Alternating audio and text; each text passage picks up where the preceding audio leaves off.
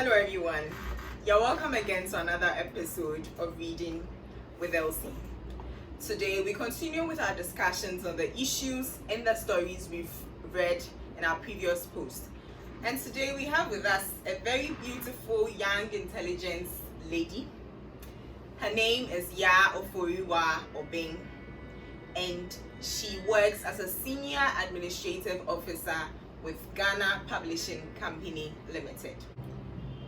So we're going to be discussing the story, It Must Have Been Last. So stay with us and do enjoy.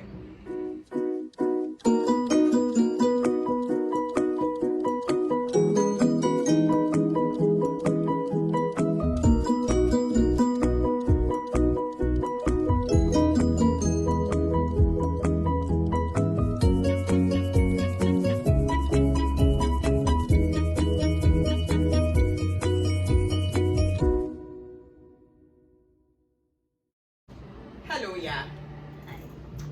Okay, so let's move right into the discussion. What is your general impression on the story It Must Have Been Last? I find the story very interesting.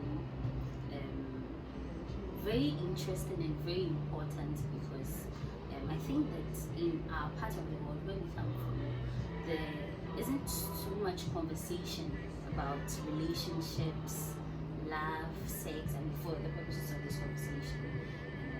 And it's because in a quintessential African or Ghanaian home, hardly would you find kids asking their parents about sex education or parents talking to their kids about sex education.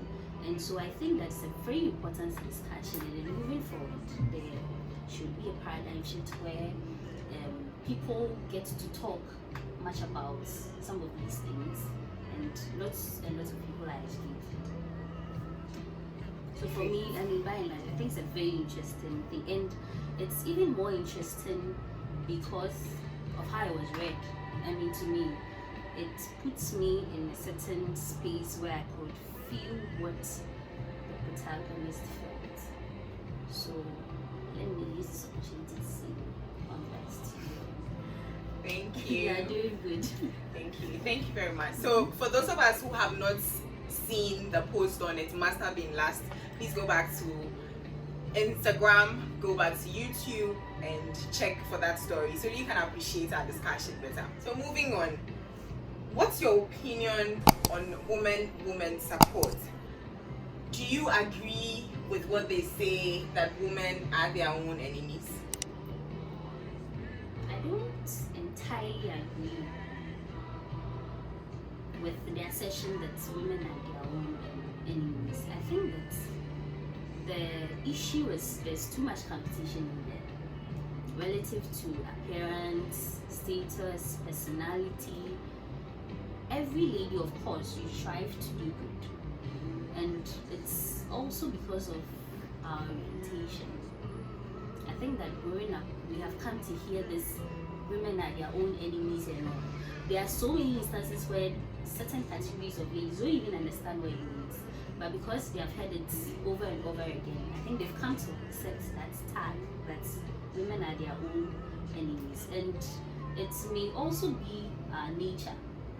I went to a mixed school, and hardly would you find two guys and two guys, no matter what the issue is. But it's common, or it was common amongst ladies. Any petty or slight thing, they are quarreling. Any petty squabble, they are loggerheads with one another or each other. So I think it's probably our nature. Otherwise, I don't believe, or I don't see why we should have issues as ladies. So it's all boils down to what I've said earlier on, that there's too much competition in there. Once a lady is able to attain a certain status or level in the society, yes, you can look up to her and then want to be like her, but it's because, yes, you compete. I want to be like her, I want to be better than her, and then there's that notion that you like to see her come down you, and then you bypass her more. So it's basically competition. I don't think that we are enemies in a way. Well, in the story, we realized that the Robert's aunties and mother were always at the throats of the woman who came looking for Robert. And from what you're saying, I guess that was it. They needed to show that new woman coming into the life of Robert that they were superior. So how early do you think parents should start drumming into their wards the expectations they have for their life partners? How early should it be? Or when is too early and when is too late? For me, I can't place a finger on when exactly parents should let their expectations of life partners be known to their kids. I think that it differs or it varies from one home to the other. I also think that parents should be able to create that atmosphere for their wards to open up and then talk to them about conversations like these ones. That way, as a parent, you observe your child, you're able to tell, okay, a particular person picks my child out all the time, a particular person is talking to my child over the phone, my child is probably talking about a particular person. That way, you're able to connect the dots and tell the role this particular person plays in the life of your ward. Then you can sit in your head and have a conversation. Who is this person to? Then you can give an advice based on the feedback you get from your ward or child. So for me, I don't think there's a specific timeline or there's a specific period that you would have to let your child know that, okay, I expect this in your life partner or future partner. And I think that it's a conversation that can be had as and when necessary, based on the observations you as a parent makes. Okay, but some parents have tribal or ethnic preferences. Parents have attitude preferences when it comes to the life partners of their wards or their children. But sometimes it comes in a little too late. We have episodes of people fighting their parents because just about the time they were about marrying or they had settled on somebody, their mother comes in to say, no, I don't like this kind of lady. So don't you think it's important that before they even start thinking about it, you make your expectations known to them so that you can thrash it out before they, make a pick? So it goes back to what I said earlier, that based on the observations you make as a parent. Because if you are a mom or a dad, definitely you would be able to tell certain changes in your child. So like I give examples that you notice your child is stepping out all the time with a particular person. Your child is probably on phone all the time with a particular person. Or your child, if it depends on the kind of phone you all are in, your child is probably talking about a particular person. That way you can have a conversation with him or her and ask who this person is. So based on the feedback you get, then you can advise or let your expectations be known to him or her. Well appreciated. So in the story, with Karen's experience with the call, do you think she should have told her aunties and mom about it, her older sisters about it? You think she would have gotten a better advice on how to handle it, or should have been scolded? How do you think she should have gone about it? Yeah, I think she definitely should have discussed it with somebody, not necessarily her parents. Because it depends on the kind of relationship she built or has built with her parents. She may not be able to confide in them and tell them that this is somebody that I think I like or I think he likes me. So in the story, I understand she has a businesswoman auntie. She has siblings in there. She may have other cousins or very close relatives.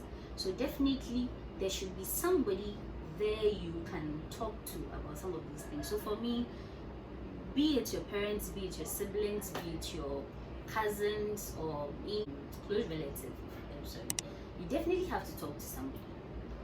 She's just 14. there isn't much she knows. So you have to discuss with somebody, and then somebody you think knows a lot or has been there before, and then the person can definitely give you an advice. Okay. So Karen definitely needed advice, so she didn't end up where she was emotionally because she was unsettled in her mind. Someone once told me that if you growing up, if you don't experience a heartbreak, then you most likely won't have a very good relationship when it's your first. What do you think? What's your opinion? Do you think every girl must have a heartbreak at some point in their life to be able to appreciate relationships and probably marriage better? I don't think so. And no, let me not even limit this to just girls. I don't think anybody definitely must have a heartbreak at some point in their relationship. No, I don't think so. I think that heartbreaks are just how do I even? They are just unfortunate circumstances. So being in a relationship in itself has its own ups and downs. Definitely, the downs serve as lessons that will guide you in your next relationship. So not necessarily a heartbreak. You don't have to have a heartbreak to be able to tell that okay, you have been in a relationship before. There are people who have not had heartbreaks but have still learned from the downs that you have experienced in their relationships. So I don't think that every girl, or by extension everybody, should have a heartbreak. I think that those ones are just unfortunate circumstances that at times you can't control. But by and large, everybody will be fine. That brings us to the end of our discussion. There's a lot more to digest in there. There are a lot of issues touched on. So as you listen to the story one more time, leave your comments in the comment section. Let's start another discussion on other issues that you identify. Thank you very much, Oforiwa. It's been a pleasure having you here on my channel. I'm grateful. Thank you very much for staying with us and listening in. Don't forget to like, don't forget to follow, don't forget to share across to friends. And if you're watching from our YouTube channel, don't forget to subscribe. Subscribe now, in fact. Alright, so catch you again in another episode of Reading with Elsie. My name is Elsie, and I've been discussing with Yaa Oforiwa Obeng. Bye.